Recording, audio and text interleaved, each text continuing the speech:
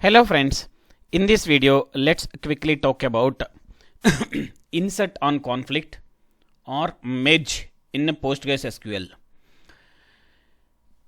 It is a kind of little self-explanatory word, insert on conflict.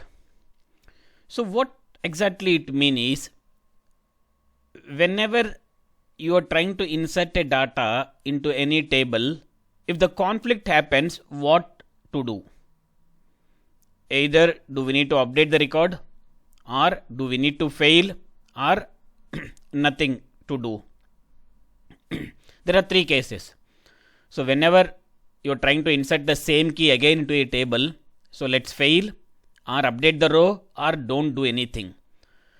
So that kind of cases we can do with the help of the insert on conflict. I can also call it as a merge. So to perform this example, let me quickly create a table in the PostgreSQL. So let's create a table employee. So ID emp, so int comma. So I'll talk about that again.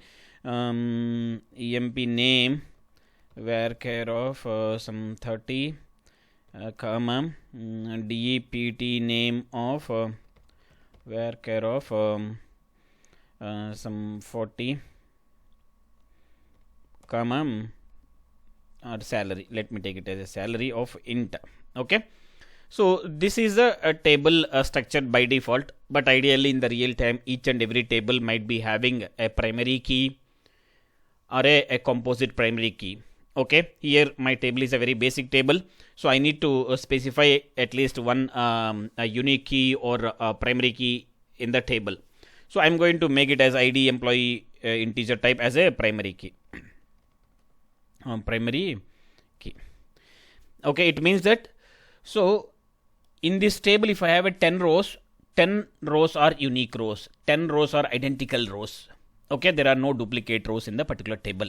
So it means that, so based on this ID employee, I can say either upcoming records are new or existing records easily, because I am going to specify as a unique or primary key.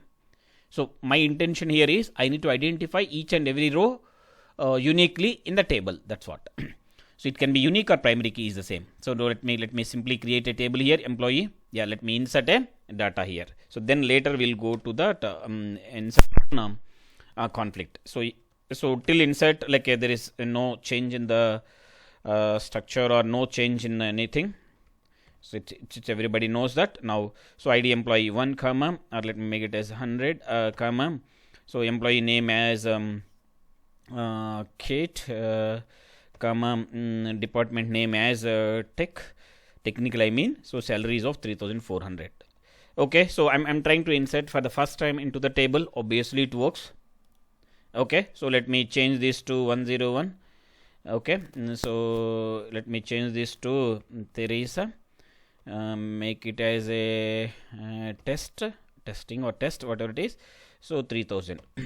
Okay, so let me try to insert this as well. That's okay. Now my employee table has 2 records. I can see it. Select star from employee. Okay, let's quickly run this. I'll keep these queries in the description section. You can make use of it for your practice.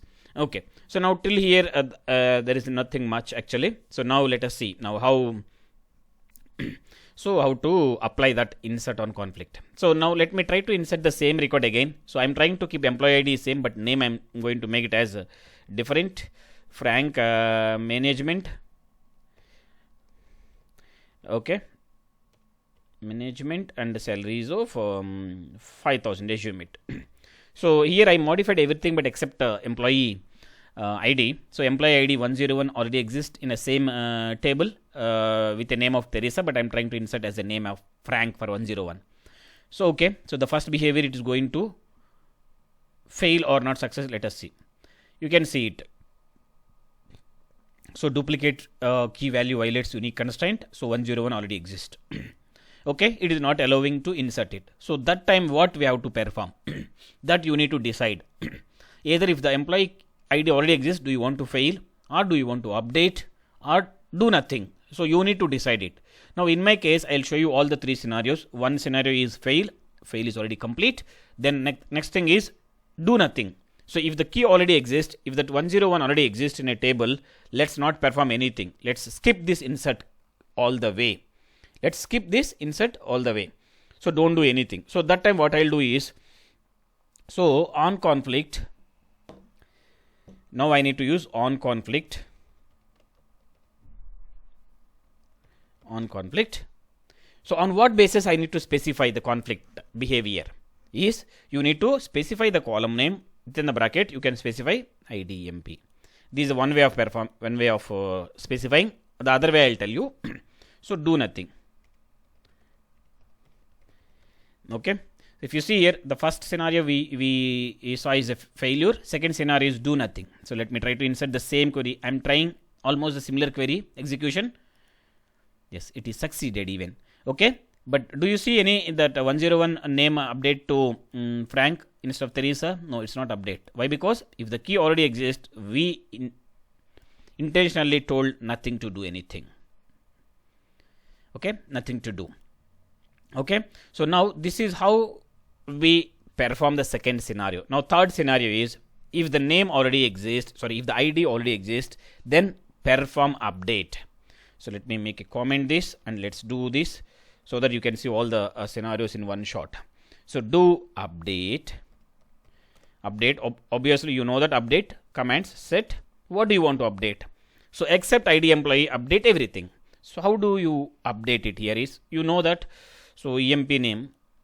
So when I specify EMP name, it's nothing but it's taking this, okay, equal to, so excluded dot, exclude means the values which I am passing. The set is called excluded, and next EMP name, because I am passing all the values in the same sequence. That is the reason why I can simply use like this rather than using column names here. Okay, in the same way, so let me make it as a department name equal to, so excluded dot department name comma salary equal to excluded dot sal. Okay, that's it. Now, so except employee ID, so every column I am using here. So can I use employee ID here? I cannot use it. Why? Because this is a unique identifier on each row. Okay, so let's quickly run this. So what it will do is this going to insert a record or update the record? Hope you already know the scenario. 101 already exists. It is going to update. Let's run this. Yes, query returned successfully. Let us see the data now. Earlier, if you see the data, Teresa test is there. Now, if I run the select query freshly, I can see Frank management 5,000 salary. So now this is the update. So initially first failure, second do nothing, third one is update the existing records. Now let me try to insert 102 with Chris. So with Chris of tech of around 4,000. So let's run this now.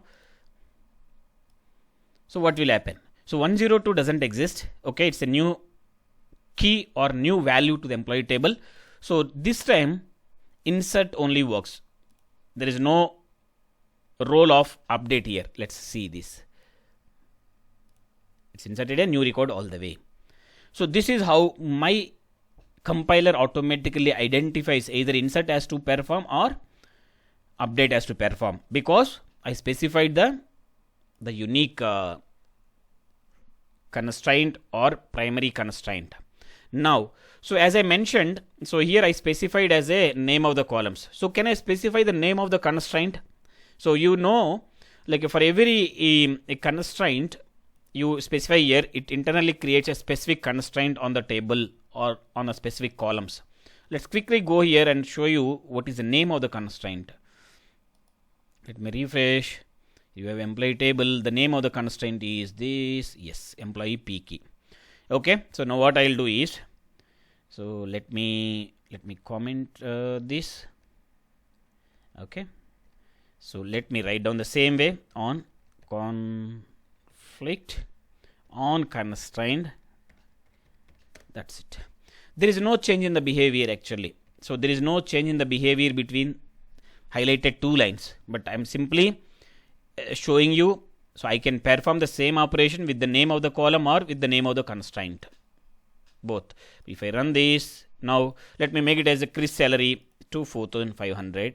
Okay, department is same, but every column I am updating, even though, but that's okay because there is no change in the other, you won't see any much difference. Let's run this.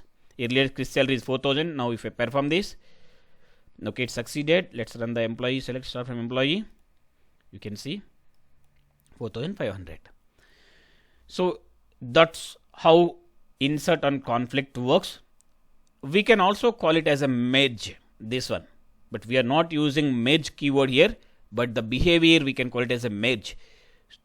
What is merge is, it insert or update based on the operation, based on the values. So that's all about it. So if you have any questions, please drop your question in the comment section. I'll try to answer as soon as possible. Also follow me on Facebook for more technical updates. That's it. Thank you for watching.